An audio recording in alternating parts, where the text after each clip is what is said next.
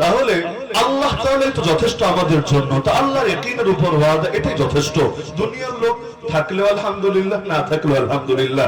যে হযরত বলছিলেন না যে কয়জন আছে, আরে থাক, একদম জিরো যদি থাকে, কিন্তু একদম জিরো হলেও সঙ্গে কে আছে?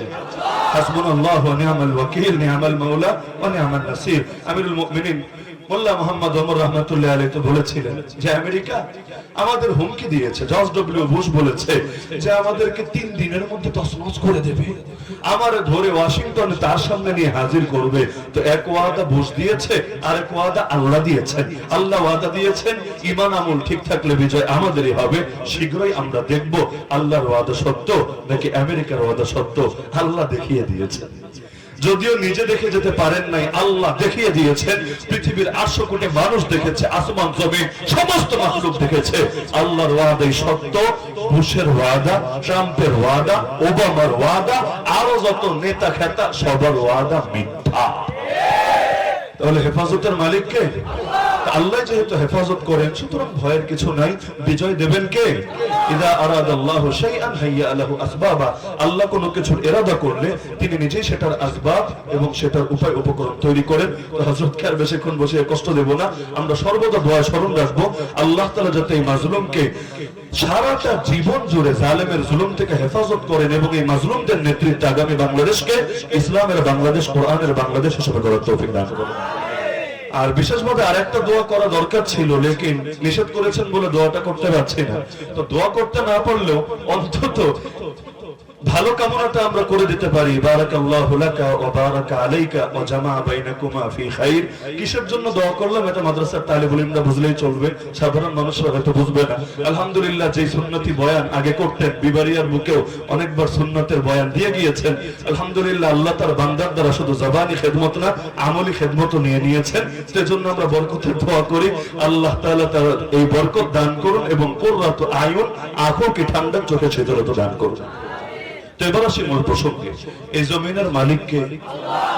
এই জমিনের মালিক হলেন আল্লাহ। আর আমরা কার বান্দা? আল্লাহর বান্দা।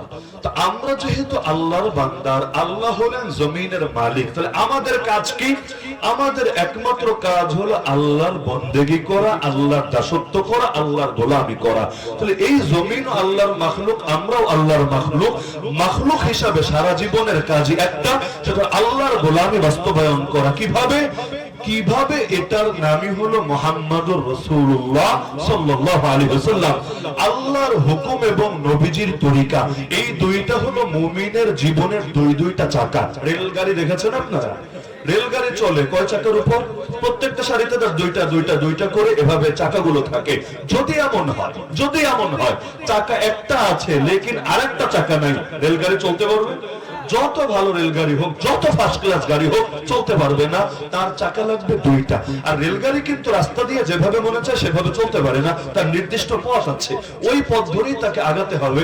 আমরা প্রাইভেট কার নিয়ে যেমন মাঝে মধ্যে রং রোডে চলে যাই, যেখান দিয়ে ইচ্ছা সেখান দিয়ে ওভারটেক করি, এটা কিন্তু ট্রেন পারে না, রেলগাড়ি পারে না। তার যে পথ দেওয়া আছে এই পথ ধরেই তাকে আগাতে হয়। তো এই যে একটা পথ, মনে করেন এই পথের নাম সিরাতে মুস্তাকিম, সরল পথ, সহজ পথ, জান্নাতের পথ। আর এই যে দুটো চাকা, এই দুই চাকার নাম মনে করেন, এক চাকার নাম আল্লাহর হুকুম, দ্বিতীয় চাকার নাম নবীজির তরিকা। এক চাকার নাম আল্লাহর হুকুম, দ্বিতীয় চাকার নাম নবীজির তরিকা। চাকা দুইটা কেন লাগে? কারণ আল্লাহর হুকুম নিলেই খালি হয় না, নবীজির তরিকাও নেওয়া লাগে। যেমন আল্লাহ বললেন বান্দা নামাজ পড়, কিন্তু কিভাবে নামাজ পড়বেন আপনি?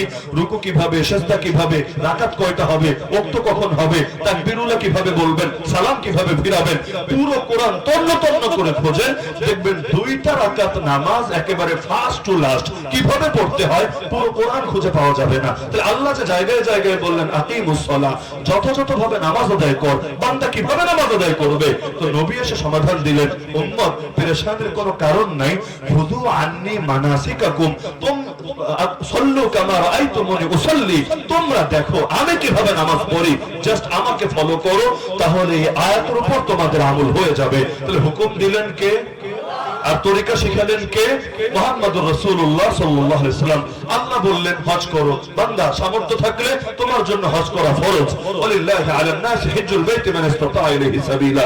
কিন্তু কিভাবে হজ করবে? আরাফায় কবে যাবে?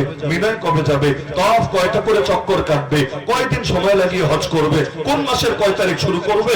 কবে গিয়ে শেষ করবে? কুরবানি কোথায় গিয়ে করবে? কারা করবে? ইত্যাদি যে ব্যাপক বিস্তৃত বিধান কোথায় পাওয়া যাবে?